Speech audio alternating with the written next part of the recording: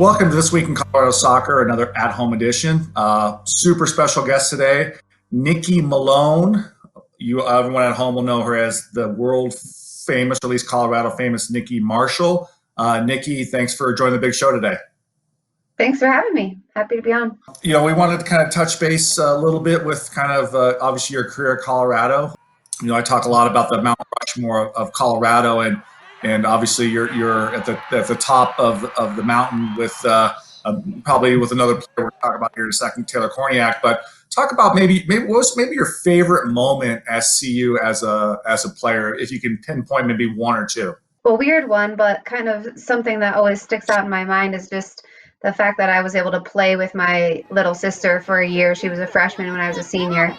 So just the little moments like riding the bus with her, and occasionally we got to room together. They put us together, which was amazing.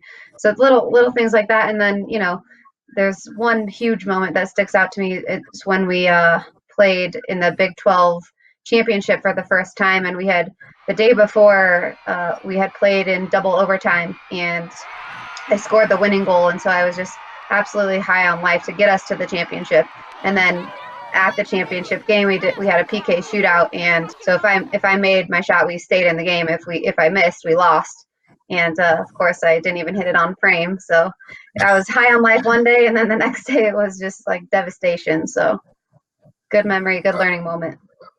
But I think we can all agree that your high moments at CU were outnumber your low moments.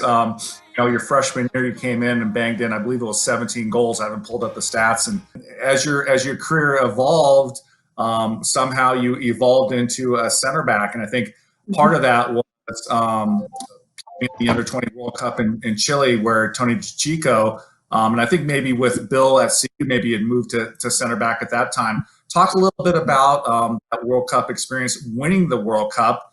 Talk about that experience and about that team. Yeah, I mean, that was an incredible experience in general. Playing for Tony was amazing. He's just a very good coach, knows the game, and just a good human, really cares about, his players. And, I got to travel the world while we were training for that, and the actual experience of winning a World Cup and, being able to participate on a team that, at that age group was the best in the world was just unbelievable. And I'll remember that moment. That's definitely one of the highs of my career, riding the bus home after winning. And, we were young and just felt high on life. It was also a hard year because I missed a lot of my Colorado season. So that was hard on me. It was a year I was a junior, and we had, a really good senior class and did pretty well. But, it was a year that was difficult for me to walk away from. So.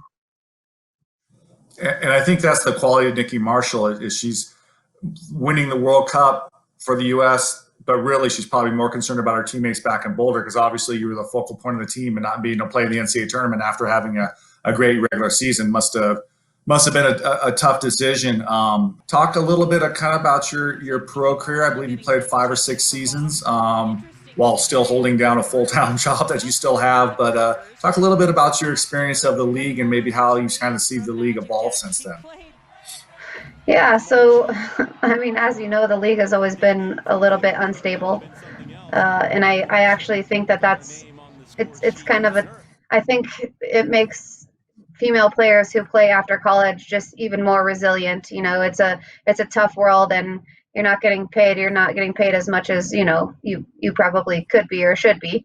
It's not the NFL, it's not the NBA, so, but it's an amazing experience to be able to do something you love every single day and get paid for it. And I think those were some of the most special years of my life, and I learned so much about myself and about my teammates, and you're thrown into a different type of culture, so you really grow up. And just the whole experience was incredible. I played for Portland my last 2 years, and that was by far the most amazing place to play. I mean, just the support there and the fans, it made you feel like a real professional athlete, and it's kind of the exception to the rule. There are a couple other cities, and I think now it's growing, and some of these teams are playing underneath MLS teams, which is helping build their name. And it's nice to see that it's still going, and occasionally we're adding a team in here and there. So I just hope that it continues to grow, and you know, even if it's slow, you know, we're not afraid to be the pioneers and get it done so that, you know, the future generations have a place to play after college. I think it's well said, and I think for people at home that haven't watched any NWSL games, obviously this year's a little bit unique with the tournament, but the crowd in Portland, 15 to 18,000 every game, Thursday night, Saturday, didn't matter who they're playing. Unbelievable atmosphere. This is the best atmosphere ever, men or women. It's absolutely incredible, and to be able to play in that atmosphere, and then I believe it was 2013 winning the title over Western New York Flash, where Amy Barzik was playing. Must have been a special night for you and the team.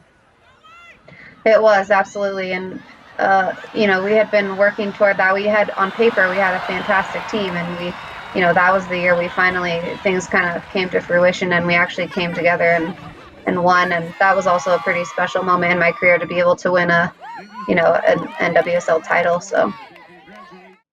And you'd been such a solid all-star performer in NWSL and never got a sniff with the national team. And as soon as you get called to the national team, you get injured. And I think that was kind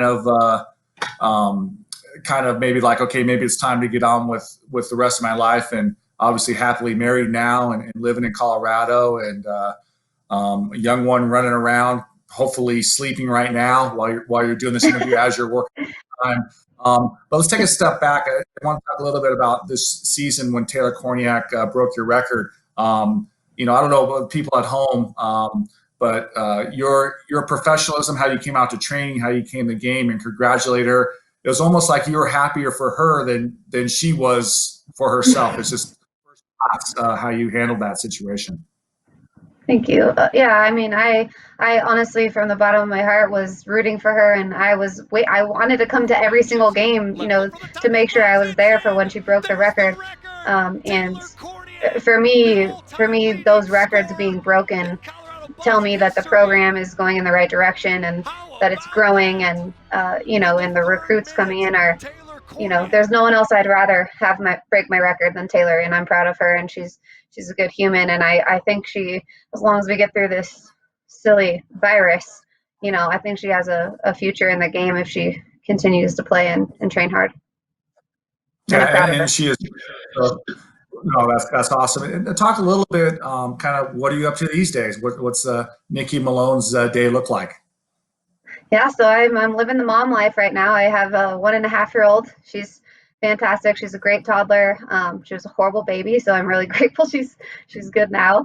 And you know, we're in quarantine essentially still, so I'm working full time from home. My husband's working full time from home, and we're kind of taking shifts with Delaney, who's my baby.